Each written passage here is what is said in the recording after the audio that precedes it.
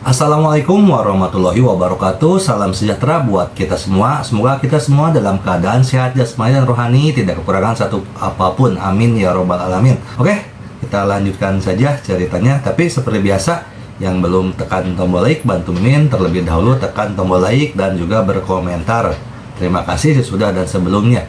Yes. Bab 1216 sampai bab 1220. Di mata polisi, Liu Zhan berlari ke pavilion Zhenbao dengan panik karena sedang diburu. Namun nyatanya, pavilion Zhenbao adalah tujuan utama Liu Zhan. Pada saat ini, pavilion harta karun di aula pelelangan masih berlangsung, dan Du Haiking masih menandatangani berbagai dokumen. Ketika Liu Zhan datang ke pintu dan hendak masuk, penjaga keamanan di pintu menghentikannya dan berkata, "Tuan, tolong tunjukkan kode penerimaan untuk lelang ini. Kami hanya bisa masuk setelah verifikasi." Liu Zhan menoleh ke belakang. Menemukan bahwa petugas polisi yang mengejarnya telah bergegas masuk, dan segera mengeluarkan pistol dari tangannya, menunjuk ke dahi penjaga keamanan, dan berkata dengan dingin, "Jika kamu berbicara omong kosong lagi, saya akan membunuhmu dengan satu tembakan." Saat itu, petugas polisi di belakang menyadari bahwa dia telah mengeluarkan pistol, dan dengan ekspresi terkejut di wajah mereka, mereka juga mengeluarkan senjatanya satu demi satu. Liu Zhan tidak takut, dan langsung membuka jaket empuk di tubuhnya, memperlihatkan rompi berisi bahan peledak yang kuat.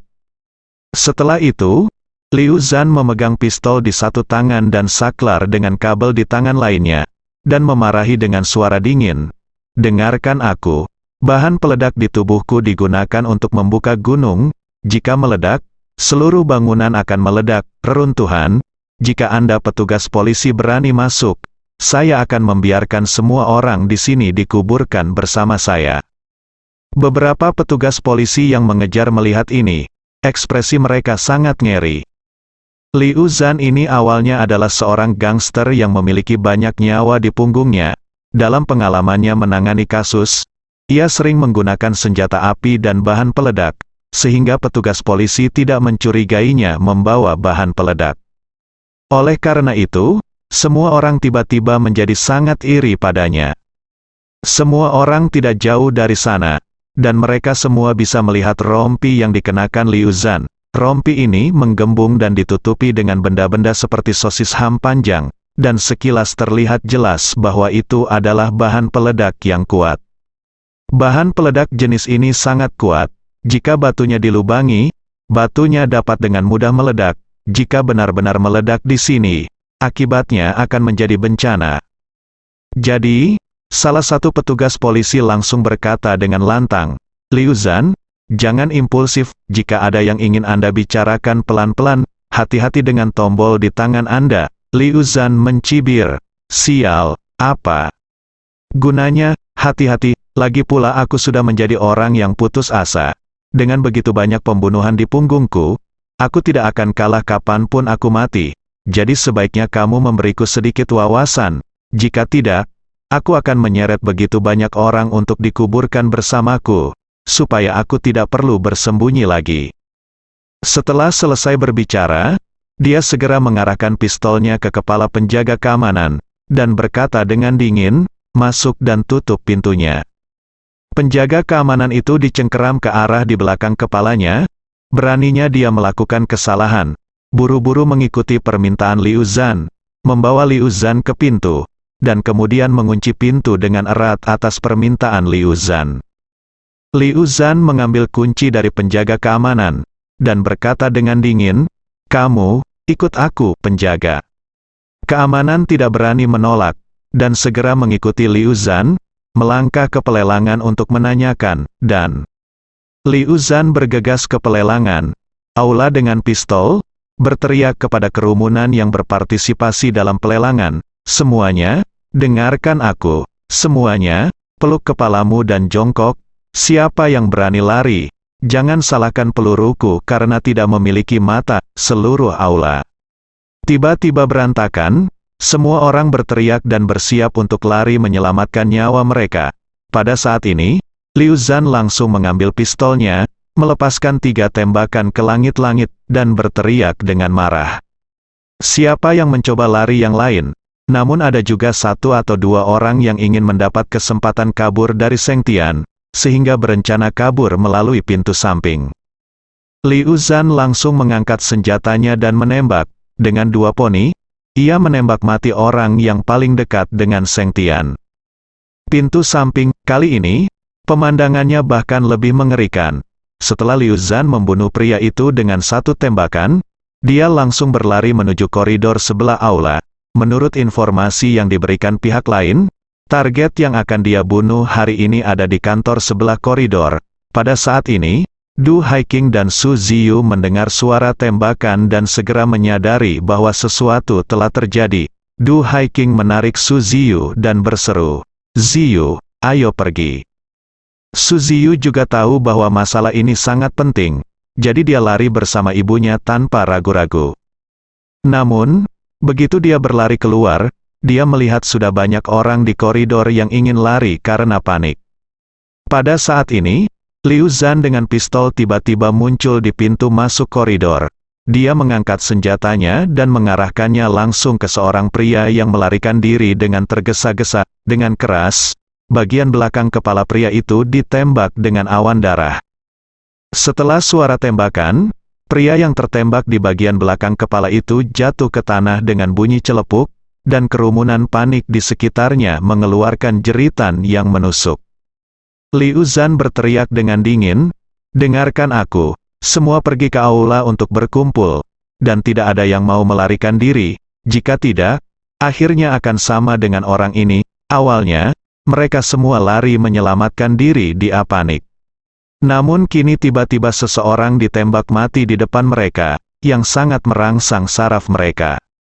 Saat ini, semua orang akan menghitung akun di hati mereka. Jika kamu masih ngotot untuk kabur saat ini, kemungkinan besar kamu akan ditembak mati oleh lawan. Tetapi jika Anda bekerja sama dengan patuh saat ini, setidaknya akan ada 100 orang termasuk juru lelang dan staf di seluruh tempat kejadian, dan tidak mungkin pihak lain membunuh begitu banyak orang sekaligus. Oleh karena itu, jika Anda bekerja sama dengan patuh, peluang Anda untuk bertahan hidup akan jauh lebih tinggi.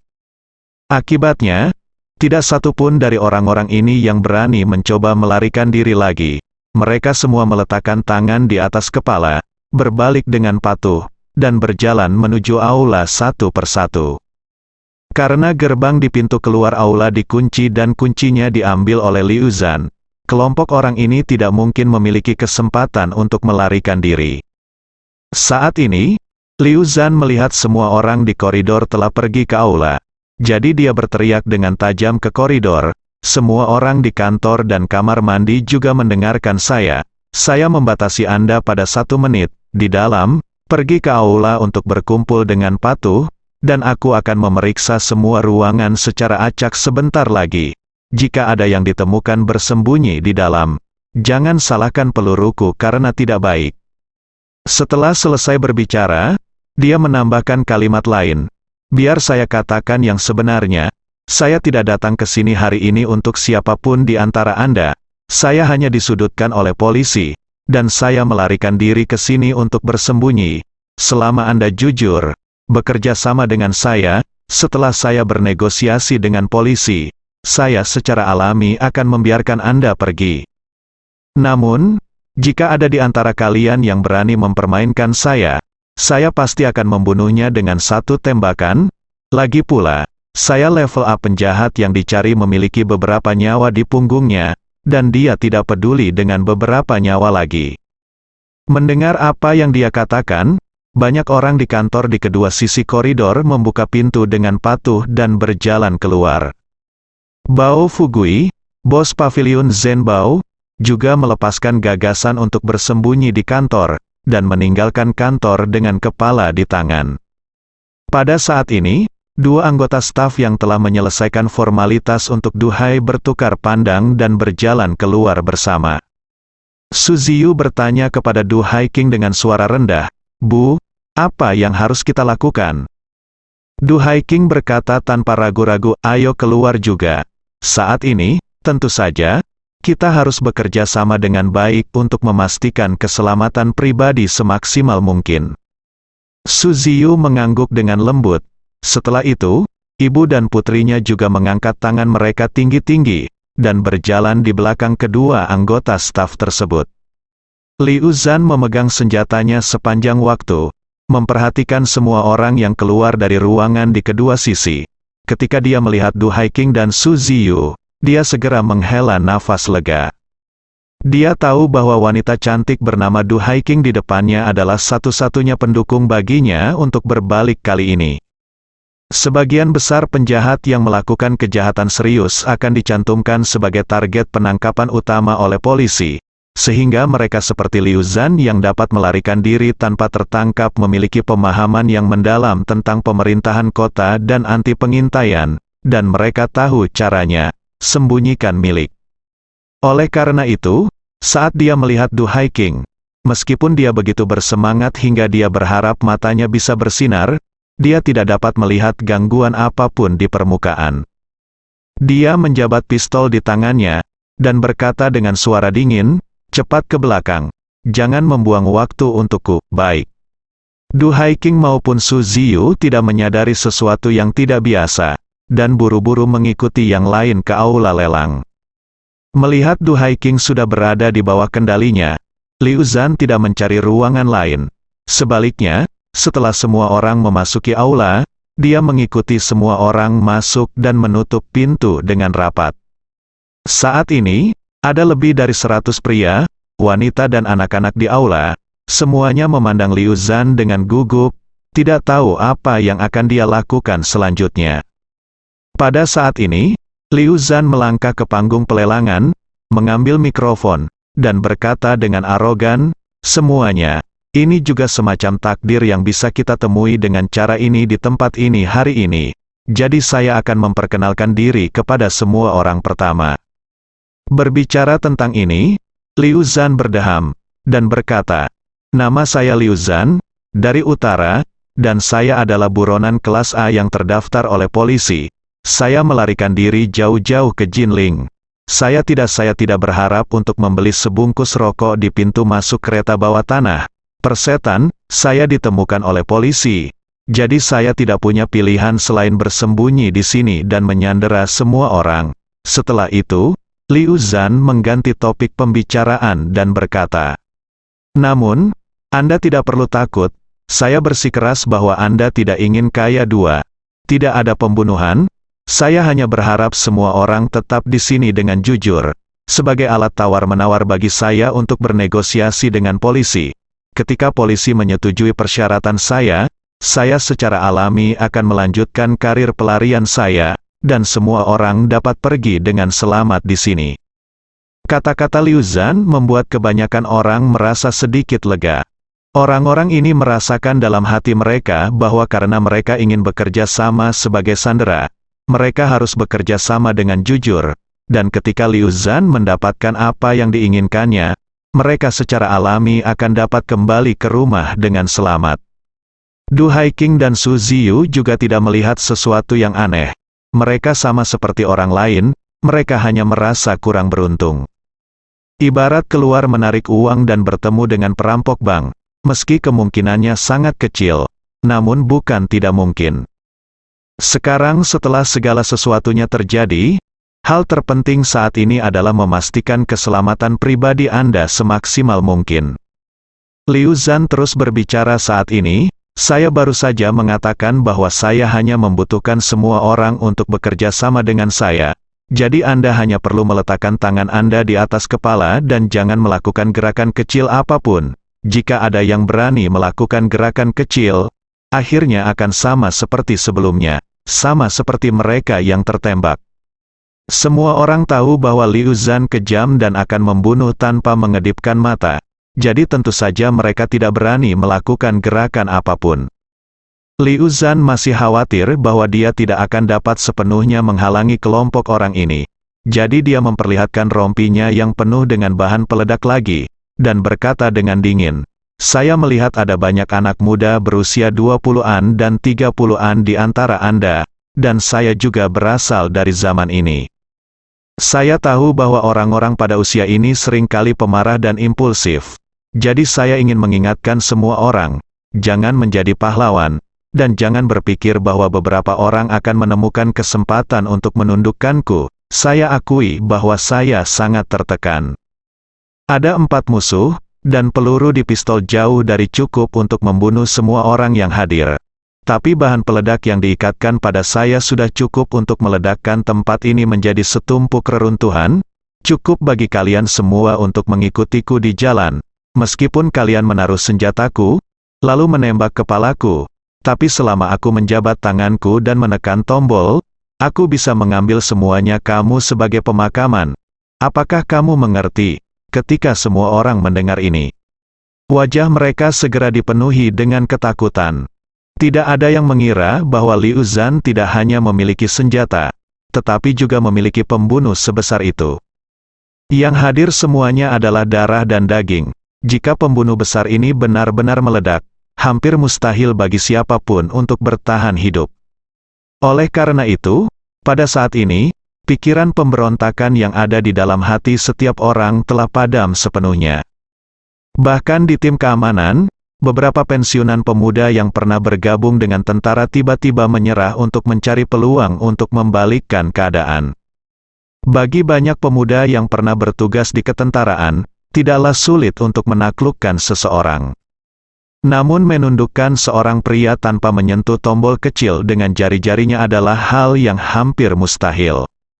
Lagi pula, bahkan dengan tertembak di kepala, otak kehilangan kesadaran, dan sistem saraf menyebabkan seluruh tubuh bergerak-gerak selama beberapa menit, dan bahkan kematian dapat memicu peralihan tersebut.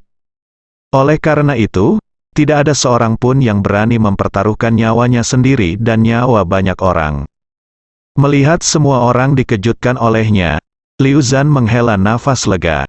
Orang keji seperti dia sebenarnya khawatir akan kecelakaan.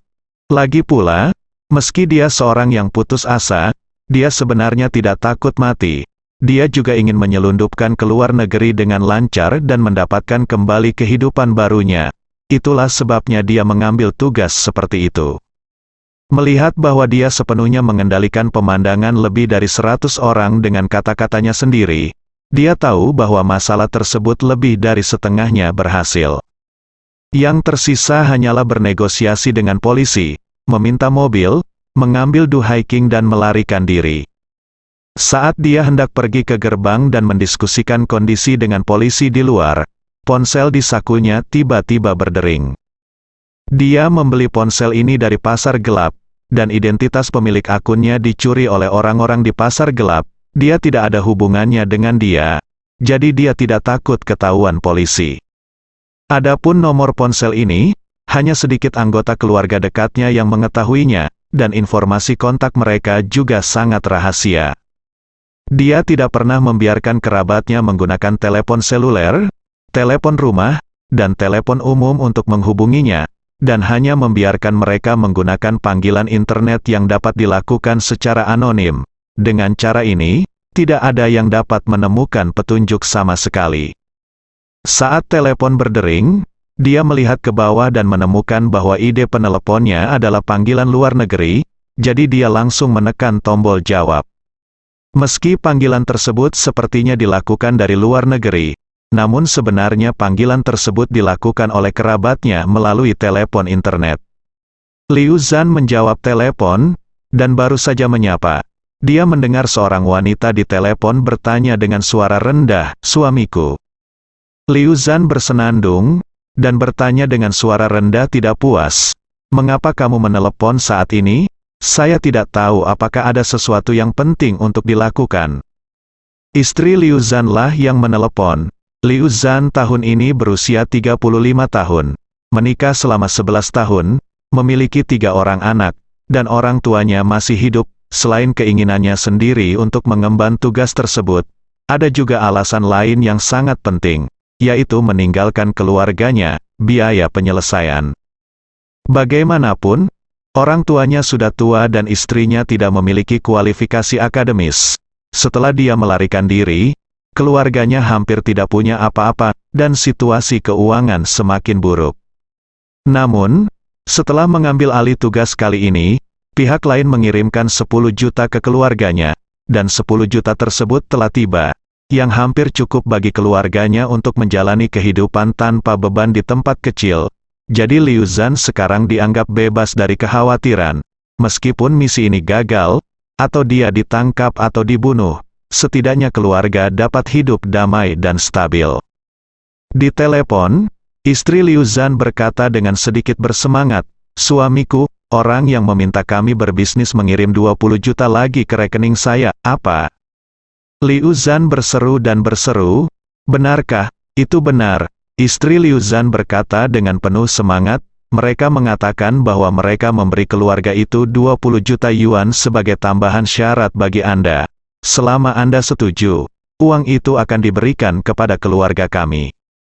Liu Zhan juga bertanya dengan penuh semangat, "Kondisi apa?" Istri Liu Zhan berkata dengan jujur. Mereka berkata, "Biarkan kamu membunuh putri target juga." Ketika Liu Zhan mendengar ini, dia sangat gembira hingga dia hampir tertawa terbahak-bahak. Dia tanpa sadar bertanya, "Sesederhana itu?" Istri di ujung telepon berkata dengan tegas, "Ya. Sesederhana itu." Sesuatu lagi pula, dia telah melihat foto Du Haiking, Su Zifei, dan Su Ziyu sudah lama sekali, dan Su Zifei tidak ada di sini. Tetapi Du Haiking dan Su Ziyu sangat menarik perhatian ibu dan anak perempuannya. Dia hanya memastikannya sekilas. Sekarang, ibu dan putrinya termasuk di antara lebih dari 100 sandera. Selama saya meminta polisi untuk mengambil mobilnya nanti, saya bisa membawa mereka pergi sebagai sandera bersama. Awalnya, Anda bisa mendapat 10 juta dengan satu, tapi sekarang Anda bisa mendapat 30 juta dengan dua. Liu Zhan tidak pernah menghasilkan uang semudah ini dalam hidupnya. Jadi, dia segera berkata, "Saya mengerti, beritahu saja mereka, dan saya pasti akan melakukannya." Istri Liu Zhan juga sama bersemangatnya. Lagi pula, jumlahnya 30 juta. Tinggal di kota tingkat kelima di utara. Harga rumah hanya beberapa ratus ribu, dan villa hanya 2 juta. Oleh karena itu, 30 juta hampir dapat memungkinkan dia menjalani kehidupan tanpa beban bersama ketiga anaknya. Dan di daerah setempat, dia dapat menjalani kehidupan seperti seorang master. Dia bahkan sudah mulai membuat rencana sekarang. Setelah Liu Zhan menyelesaikan masalah ini dan pergi ke luar negeri dengan lancar, dia akan menggunakan 1,5 juta untuk membeli Porsche yang dia cintai selama bertahun-tahun. Itu adalah mobil mewah yang tidak pernah berani dia impikan. Dia pernah melihat seorang wanita cantik mengendarainya di pusat perbelanjaan. Saat itu, wanita itu sedang mengendarai Porsche itu dengan temperamen yang sangat mulia dan bangga yang tak terlukiskan, yang membuatnya iri untuk waktu yang lama. Tapi sekarang, dia sudah punya 30 juta di rekeningnya, dan membeli Porsche yang sama sangatlah mudah. Jadi, suaranya sedikit bergetar dan berkata, "Suamiku, kami telah diberi begitu banyak uang, kamu harus membantunya menyelesaikan sesuatu." Liu Zhan segera berkata, "Jangan khawatir, saya akan mengurusnya. Tolong orang tua dan anak-anak di rumah." Istri Liu Zhan berkata dengan penuh semangat, "Jangan khawatir, suami ketiga anak kami akan diurus." "Baik," Liu Zhan tertawa dan berkata, "Saya akan menutup telepon dulu, dan saya akan menghubungi Anda setelah saya pergi ke luar negeri." "Oke, hati-hati, suami." Menutup telepon, Liu Zhan sangat bersemangat. Dia berpikir dalam hati, "Hari ini benar-benar hari yang baik bagiku, Liu Zhan, untuk mendapatkan keberuntungan besar. Selama aku membawa kedua wanita ini nanti, pergi ke tempat yang ditentukan oleh orang lain, dan singkirkan kedua wanita ini, saya bisa duduk malam ini. Perahunya telah berangkat ke luar negeri, mulai sekarang. Laut akan selebar ikan, dan langit akan setinggi burung." Memikirkan hal ini, dia melirik. Du Haiking dan Su Ziyu diam-diam dari sudut matanya, dan tidak bisa menahan diri untuk bergumam di dalam hatinya, "Gadis-gadis ini sangat manis, cantik sekali.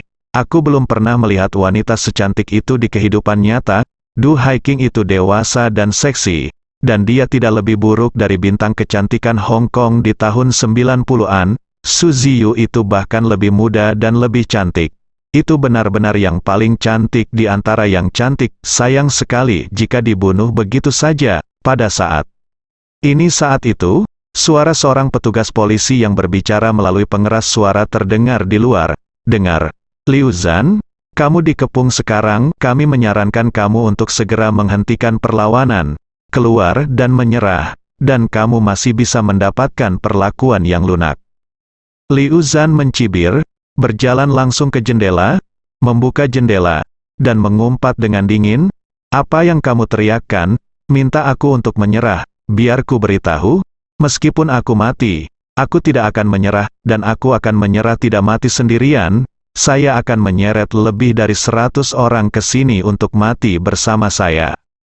Polisi itu tiba-tiba menjadi gugup dan berkata, saya menyarankan Anda jangan impulsif, jangan biarkan diri Anda jatuh ke dalam jurang malapetaka abadi. Liu Zhan mendengus dingin, berhenti bicara omong kosong, dengarkan aku, segera ambilkan aku Rolls-Royce berisi bensin. Selama kamu menyiapkan mobil untukku, aku akan meninggalkan Jinling secara alami, dan aku tidak akan terluka siapapun di sini. Jika kamu tidak melakukannya, aku akan membiarkan orang-orang ini dikuburkan bersamaku. Bagaimanapun, Liu Zhan melihat waktu dan menambahkan, kesabaran saya terbatas. Anda hanya punya waktu 20 menit untuk bersiap. Jika Anda melebihi waktu ini, tunggu untuk membersihkan reruntuhan dan mayat. Liu Zhan adalah orang yang cerdas. Alasan mengapa dia menanyakan nama Rolls-Royce adalah karena jumlah Rolls-Royce sangat sedikit, dan polisi sendiri tidak akan pernah bisa memiliki mobil mewah seperti Rolls-Royce, jadi mereka harus mencari sendiri mobil sementara. Sulit untuk menemukan Rolls-Royce untuk sementara, sehingga sangat sulit bagi polisi untuk menemukan mobil tersebut dengan tergesa-gesa, dan tentu saja tidak mungkin memiliki waktu untuk melakukan apapun dengan mobil tersebut. Oleh karena itu, lebih aman baginya. Apalagi mobil seperti Rolls-Royce memiliki performa tinggi dan kestabilan yang kuat, tidak mudah mogok di jalan raya saat mengendarai mobil mewah tersebut, dan jika kecepatannya ditingkatkan, mustahil mobil polisi biasa bisa mengejarnya. Begitu petugas polisi mendengar hal tersebut, mereka segera memulai diskusi darurat. Salah satu dari mereka berkata dengan suara rendah, sekarang Liu Zhan memiliki pistol di tangannya dan seorang pembunuh besar di tubuhnya, jelas mustahil bagi kita untuk menyerang dengan paksa. Begitu dia terpojok, dia kemungkinan besar akan meledakkannya, pembunuh besar. Kalau begitu, kita akan membuat kekacauan besar. Iya, orang lain menggema dengan suara rendah, kita tidak bisa menyerang dengan paksa, dan tidak ada cara untuk menengahi. Menurut pendapat saya, sebaiknya kita juga siapkan mobil untuknya seperti yang dia katakan. Biarkan dia pergi dulu, lalu cari kesempatan untuk menangkap di sepanjang jalan. Orang yang bertanggung jawab berkata dengan sungguh-sungguh, sekalipun dia diminta pergi dulu, dia tidak boleh diikuti dan ditangkap segera. Bahkan jika dia ada di dalam mobil, meledakkan pembunuh besar, selama berada di pusat kota, tingkat mematikan dan daya rusaknya tidak dapat diukur. Begitu insiden besar terjadi, tidak ada di antara kita yang dapat memikul tanggung jawab. Ya, ayo siapkan mobil untuknya dulu, biarkan dia tinggalkan tempat ramai seperti pusat kota dulu. Kita tidak ingin bisa menangkap dewa wabah ini sekarang, tapi selama kita bisa mengirimnya pergi dengan selamat dan mencegahnya karena tidak menyebabkan konsekuensi yang lebih serius di Jinling, hal itu dapat dianggap sebagai perbuatannya bagi orang-orang Jinling. Itu hal yang baik. Orang yang bertanggung jawab mengangguk, dan berkata, tugas paling mendesak sekarang adalah membiarkan dia meninggalkan pavilion Zhenbao secepatnya mungkin. Kalau tidak ada lebih dari 100 sandera di dalam, itu terlalu berbahaya. Setelah selesai berbicara, dia segera memerintahkan, cepat berkoordinasi dan siapkan kendaraan, kirim ke pavilion Zhenbao secepatnya. Seorang petugas polisi berkata dengan canggung, Kapten Wang, di mana kita bisa mendapatkan Rolls-Royce? Jenis ini mobil biayanya 7 hingga 8 juta yuan untuk memulainya, dan tidak banyak mobil di seluruh kota, dan tidak ada satupun di sistem kepolisian. Orang yang bertanggung jawab bernama Kapten Wang berpikir sejenak, dan berkata, "Saya bersama Chen Zekai, Tuan Chen. Hubungannya tidak buruk, mengapa saya tidak meminjam mobil darinya? Bagaimanapun, penuhi dulu kebutuhan Liu Zhan untuk mencegah dia menyebabkan kerugian yang lebih besar." Mobil seperti Rolls-Royce memang tidak terjangkau oleh masyarakat awam. Jika dihitung semua Rolls-Royce di Jinling, diperkirakan hanya ada beberapa lusin saja. Dan lebih dari separuhnya adalah mobil tua yang sudah ada bertahun-tahun. Rolls-Royce jadul jenis ini sebenarnya tidak mahal. Kebanyakan sudah berpindah tangan berkali-kali, dan akhirnya mengalir ke perusahaan pernikahan untuk membuat mobil pernikahan, yang khusus digunakan untuk membodohi sebagian anak muda yang peduli dengan wajah. Oleh karena itu, sangat sedikit Rolls-Royce yang benar-benar bisa dibagikan dan serius. Kapten Wang ini juga memikirkan apakah dia sebaiknya mencari perusahaan pernikahan dan meminta sementara Rolls-Royce tua itu. Lagi pula, jika terjadi kerusakan pada mobil tua jenis ini secara keseluruhan lebih murah, dan tekanan kompensasinya tidak akan terlalu besar.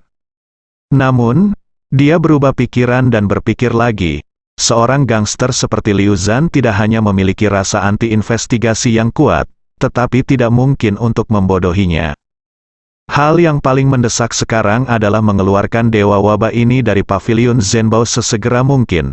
Kota Jinling, silakan keluar, semakin cepat dia berjalan, semakin baik, jadi jangan membuat masalah saat ini.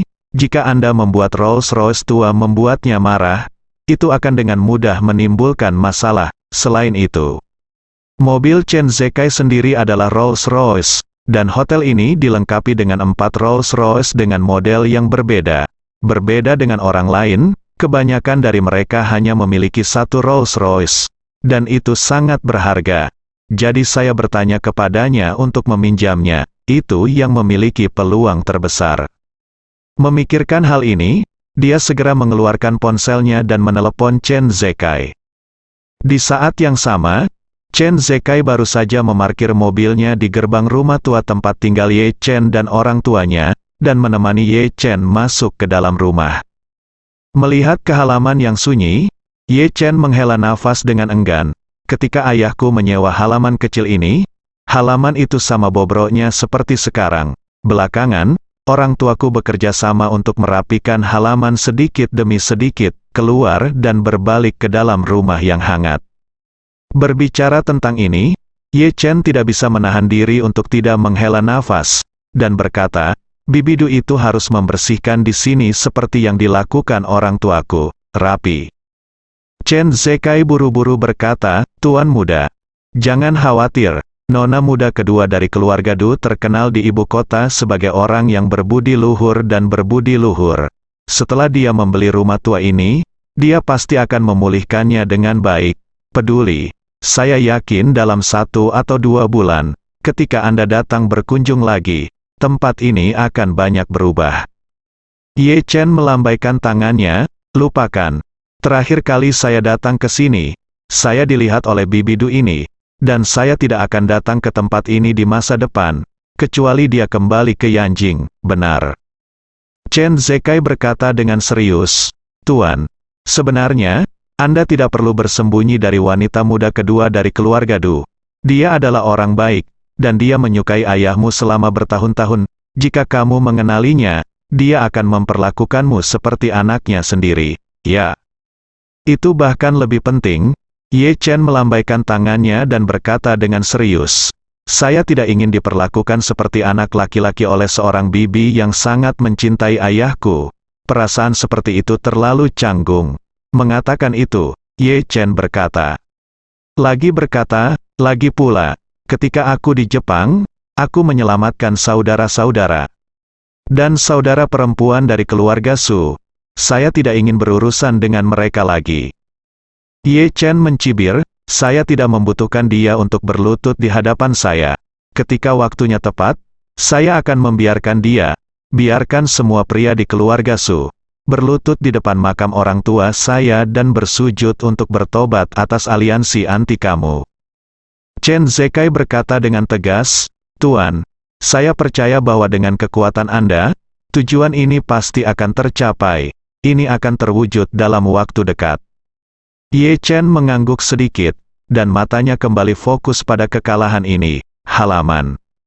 Saat ini, ponsel Chen Zekai tiba-tiba berdering. Dia buru-buru mundur beberapa langkah agar tidak mengganggu Ye Chen, lalu berkata dengan hormat kepada Ye Chen, "Tuan, saya akan menjawab teleponnya dulu." Ye Chen bersenandung dan tidak berkata apa-apa lagi.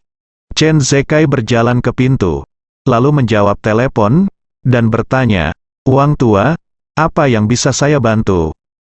Kapten Wang buru-buru berkata, "Tuan Chen, saya butuh bantuan Anda untuk sesuatu, dan kali ini mungkin terserah kamu, dan kuharap kamu tidak menolak." Chen Zekai tersenyum dan berkata, "Kami sudah saling kenal begitu lama. Mengapa Anda begitu sopan kepada saya? Katakan padaku. Ada apa, Kapten?" Wang kemudian menjelaskan, "Tuan, dalam kasus ini, seorang penjahat tingkat A yang dicari bergegas masuk dan menyandera lebih dari 100 orang, dan orang ini diikat dengan bahan peledak. Sekarang pihak lain meminta kami untuk memberinya Rolls-Royce untuk melarikan diri. Jadi kami hanya bisa melakukannya. Berbicara, Kapten." Wang berkata lagi, "Tidak banyak orang di Jinling yang memiliki Rolls-Royce, dan Anda adalah satu-satunya yang memiliki banyak Rolls-Royce. Jadi tolong bantu saya, bantu dunia." Chen Zekai berseru, "Paviliun Zhenbao, apakah Anda yakin itu Paviliun Zhenbao?" "Ya," Kapten Wang buru-buru berkata. "Saya berada tepat di luar Paviliun Zhenbao, dan pada dasarnya semua pasukan polisi yang dapat dikirim dari seluruh kota ada di sini." Chen Zekai bertahan, dia tidak bisa tidak berhenti berkata, "Saya baru saja keluar dari Paviliun Zhenbao 10 atau 20 menit yang lalu." Kapten Wang berkata dengan emosi, "Kalau begitu, Anda benar-benar beruntung. Jika Anda keluar nanti, Anda mungkin harus dihukum oleh Liu Zhan ini, terjebak di dalam." Setelah selesai berbicara, Kapten Wang buru-buru bertanya, "Tuan Chen, apakah nyaman bagi Anda untuk meminjamkan kami Rolls-Royce? Jangan khawatir, jika ada masalah dengan mobil ini, biro kota kami akan menjagamu hilang." Chen Zekai berkata tanpa ragu-ragu, "Wang Tua, kamu tidak harus bersikap sopan kepada saya. Sebagai warga negara yang taat hukum, itu adalah tanggung jawab saya dan kewajiban memberikan bantuan kepada polisi." Setelah selesai berbicara, dia langsung berkata, "Tunggu sebentar. Saya akan menelepon dan mengatur seseorang untuk mengantarkan Rolls-Royce ke sana." "Oke," Kapten Wang berkata dengan penuh semangat. "Tuan Chen, terima kasih banyak." Sama-sama menutup telepon, Chen Zekai bersiap memanggil bawahannya agar mereka dapat segera menyiapkan kendaraan. Ye Chen menghampirinya saat ini dan bertanya kepadanya, "Chen Tua, ada sesuatu yang terjadi dengan Paviliun Zhenbao?" "Iya." Chen Zekai buru-buru memperkenalkan masalah tersebut kepada Ye Chen. Ketika Ye Chen mendengar ini, dia segera berkata, "Ini darurat. Jadi nyawa orang-orang dipertaruhkan, jadi jangan menelepon. Kendarai saja mobilmu ke sana." Chen Zekai segera berkata, "Tidak apa-apa juga, Tuan. Kalau begitu, aku akan segera pergi ke Paviliun Zhenbao. Kamu harus bernostalgia dengan dirimu sendiri dulu. Jadi aku tidak akan mengirimmu kembali." Ye Chen berkata, "Aku akan bersamamu." Setelah itu, Ye Chen sudah pergi. Halaman dengan tergesa-gesa. Chen Zekai tidak terlalu memikirkannya, jadi dia siap membantu Ye Chen membuka pintu mobil. Ye Chen membuka pintu mobil terlebih dahulu, mendorongnya, dan berkata, "Waktunya mendesak, cepat mengemudi." "Oke." Chen Zekai bergegas masuk ke dalam taksi. Dia menyalakan mobil dan bergegas ke Paviliun Zhenbao. Ye Chen melihat keluar jendela, sedikit mengernyit, dan berkata, "Chen Tua, polisi mengatakan bahwa Liu Zhan ditemukan secara tidak sengaja dan dikejar ke Zhenbao Pavilion." "Iya, Tuan Muda," Chen Zekai berkata, "saya kira orang ini pasti telah melarikan diri ke Jinling dan ingin menghasilkan uang di Jinling untuk melanjutkan pelariannya. Tetapi dia ditemukan oleh orang-orang dari biro kota Jinling. Jadi dia melarikan diri ke Paviliun Zhenbao dengan panik." Ye Chen menggelengkan kepalanya, dan berkata, saya selalu merasa ada sesuatu yang tidak beres.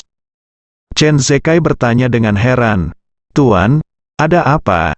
Ye Chen tidak menjawab pertanyaannya, tapi malah bertanya kepadanya, seorang buronan kelas A yang telah lama bersembunyi di Tibet haruslah orang dengan kesadaran anti pengintaian yang kuat dan kemampuan yang kuat untuk menilai lingkungan.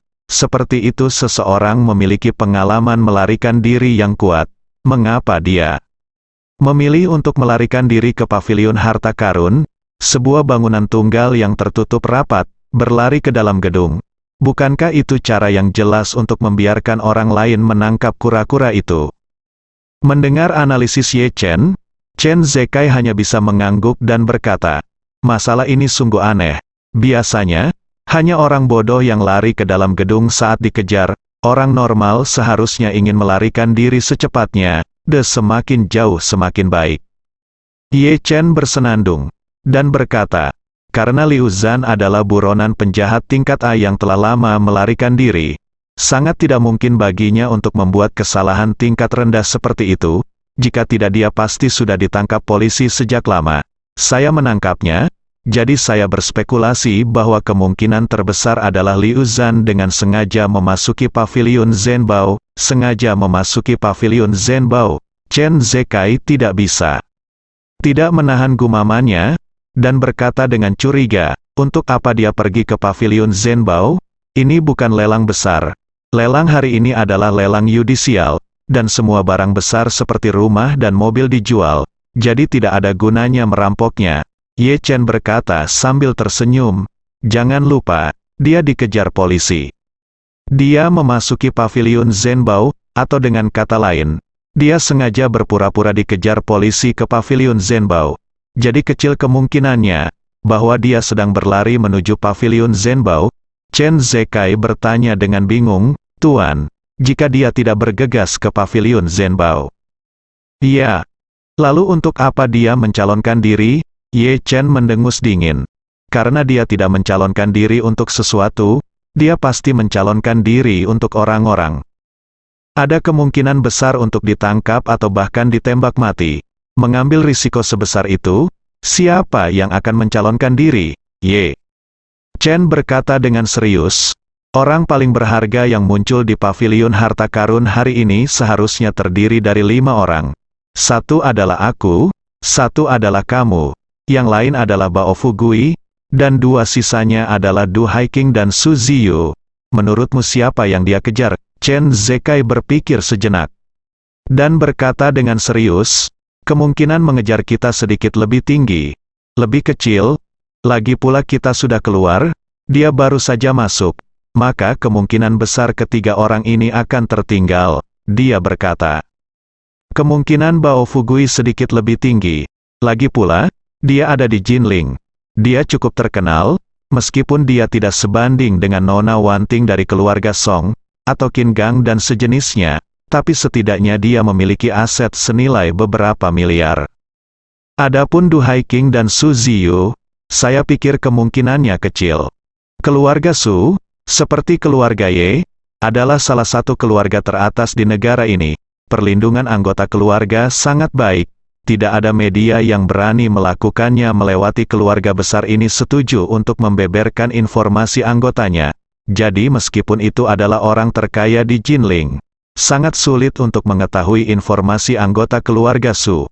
Apalagi buronan penjahat seperti Liu Zhan. Ye Chen mengerutkan kening dan berkata, kamu tidak memahami inti dari masalah ini. Inti dari masalah ini adalah Liu Zhan mempertaruhkan nyawanya untuk berakting dalam sebuah drama. Tidak mungkin dia berakting dalam sebuah drama hanya untuk menemukan harta karun, kekayaan, atau ibu keluarga Su. Gadis itu menginginkan sejumlah uang. Menurut saya kemungkinan besar ada semacam konspirasi. Konspirasi? Chen Zekai sedikit bingung, dan berkata, Tuan, Anda berkata ada konspirasi. Mungkinkah musuh keluarga Su ingin berurusan dengan ibu dan anak keluarga Su? Apakah Anda ingin menggunakan tangan Liu Zhan ini untuk membunuhnya? Ye Chen mengangguk, saya pikir. Itu semua mungkin. Apa yang sebenarnya terjadi? Kita harus melihat bagaimana masalah ini berkembang. Chen Zekai berkata, Liu Zhan ini ingin melarikan diri dengan Rolls-Royce. Saya tidak tahu apakah dia bisa melarikan diri kali ini. Ye Chen berkata sambil tersenyum. Apakah dia bisa melarikan diri tergantung pada apakah ada seseorang di belakangnya yang membantu. Jika tidak, dengan kemampuannya sendiri, membuat keributan besar, dan ingin melarikan diri dari langit, itu hanya mimpi. Berbicara tentang ini, Ye Chen mencibir, namun, karena dia berani bermain begitu besar, saya yakin pasti ada seseorang di belakangnya. Tolong. Segera, Chen Zekai pergi ke paviliun Zhenbao. Ketika dia mendekati paviliun Zhenbao, Ye Chen sudah melepas topengnya dan memakainya, agar tidak mengekspos dirinya karena terlalu banyak perhatian yang diberikan pada masalah ini. Saat ini, paviliun Zhenbao sudah dikelilingi oleh sejumlah besar petugas polisi dan mobil polisi, dan bahkan kendaraan lapis baja beroda yang didedikasikan untuk anti-terorisme telah diberangkatkan. Jalan-jalan yang relatif dekat dengan paviliun Zhenbao semuanya telah diblokir oleh polisi, dan sejumlah besar pasukan polisi bahkan telah dikerahkan untuk mengevakuasi para penonton. Begitu Rolls-Royce Chen Zekai melaju ke persimpangan yang diblokir, seorang pria paruh baya bergegas mendekat dan menyapa Chen Zekai melalui jendela mobil. Chen Zekai menurunkan kaca jendela mobil dan berkata, "Wang tua." Yang dipanggil Lao Wang adalah Wang Haixin, Kapten Polisi Jinling. Wang Haixin menunggu Rolls-Royce milik Chen Zekai dengan sangat cemas. Meskipun kecepatan Chen Zekai juga sangat cepat, situasi di dalam sangat kritis dan penting. Jadi, dia buru-buru berkata, "Tuan Chen, syukurlah Anda akhirnya datang. Apakah menurut Anda nyaman bagi Anda untuk mengemudi masuk? Jika nyaman bagi Anda, tolong bantu mengemudikan mobil ke pintu masuk utama paviliun Zhenbao. Jika tidak nyaman bagi Anda, serahkan mobil ini kepada saya, dan saya akan menyetirnya." Chen Zekai berbalik dan bertanya pada Ye Chen dengan suara rendah, "Tuan Ye, apa maksudmu?" Ye Chen juga ingin untuk masuk untuk melihat apa yang terjadi. Jadi dia berkata, "Masuk saja." Chen Zekai kemudian berkata kepada Wang Haixin, "Wang tua, saya akan menyetir mobilnya saja." "Oke." Wang Haixin mengangguk, dan buru-buru bertanya lagi, "Tuan Chen, apakah mobil Anda masih penuh bensin?" Liu Zhan itu meminta untuk mengisinya. "Bahan bakar penuh. Jika Anda tidak puas, saya akan mengatur seseorang untuk mengambil sedikit dari mobil lain." Chen Zekai melirik ke pengukur bahan bakar dan berkata, "Saya pada dasarnya kenyang." "Bagus." Wang Haixin menghela napas lega. Buru-buru berkata, "Anda berkendara langsung ke pintu masuk paviliun Zhenbao, tapi jangan terlalu banyak tutup. Jika waktunya tiba, parkir mobil dan tinggalkan kunci di dalam mobil dan keluar sesegera mungkin. Ini lebih aman." "Oke." Chen Zekai mengangguk. Saat ini, Wang Haixin segera meminta seseorang untuk membuka penghalang jalan, sehingga Rolls-Royce milik Chen Zekai bisa lewat. Ketika mobil Chen Zekai melaju ke paviliun Zhenbao, dia memarkir mobilnya 5 atau 6 meter dari pintu masuk. Setelah itu, Chen Zekai berkata kepada Ye Chen, "Tuan muda, ayo keluar dari mobil." "Baiklah," Ye Chen berkata. "Tetapi Anda bisa menyapa Wang tua itu nanti dan lihat apakah kita bisa diam dan menonton saja. Lihatlah perkembangan situasinya. Jangan keluar dari mobil dan usir kami semua keluar dari lingkaran isolasi." Chen Zekai buru-buru berkata, "Ini bukan masalah besar, saya akan memberitahunya." Ye Chen mengangguk, "Oke, keluar dari mobil." Setelah itu, keduanya segera membuka pintu mobil dan keluar dari mobil. Pada saat ini, Liu Zhan di dalam melihat Rolls-Royce datang, dan segera bergegas ke pintu, memegang pistol di satu tangan dan tombol peledakan di tangan lainnya, dan berteriak, "Kalian buka semua pintu, buka bagasi dan izinkan saya melihat apakah ada sesuatu yang tersembunyi di dalamnya."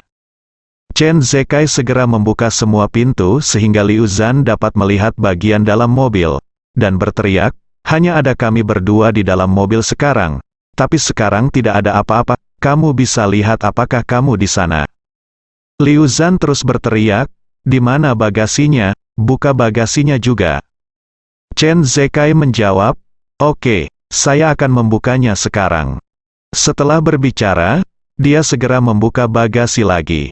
Chen Zekai memiliki banyak Rolls-Royce, meskipun semuanya dimiliki oleh keluarga Ye, namun dia berhak menggunakan dan mengambil keputusan. Mobil yang dikendarainya hari ini khusus disediakan untuk Ye Chen, dan setiap kali dia menggunakan mobil ini, dia akan mengendarainya sendiri, hanya ketika Ye Chen membutuhkannya. Jadi cadangan mobil ini tidak ada barang pribadi di dalam kotak. Setelah dibuka, bagasinya kosong. Liu Zhan secara alami melihatnya dengan jelas. Jadi dia mengangguk puas, melihat Ye Chen dan Chen Zekai dari atas ke bawah, dan berkata dengan dingin, "Jangan matikan mobil, tinggalkan kuncinya, dan kalian berdua bisa pergi." Bersambung.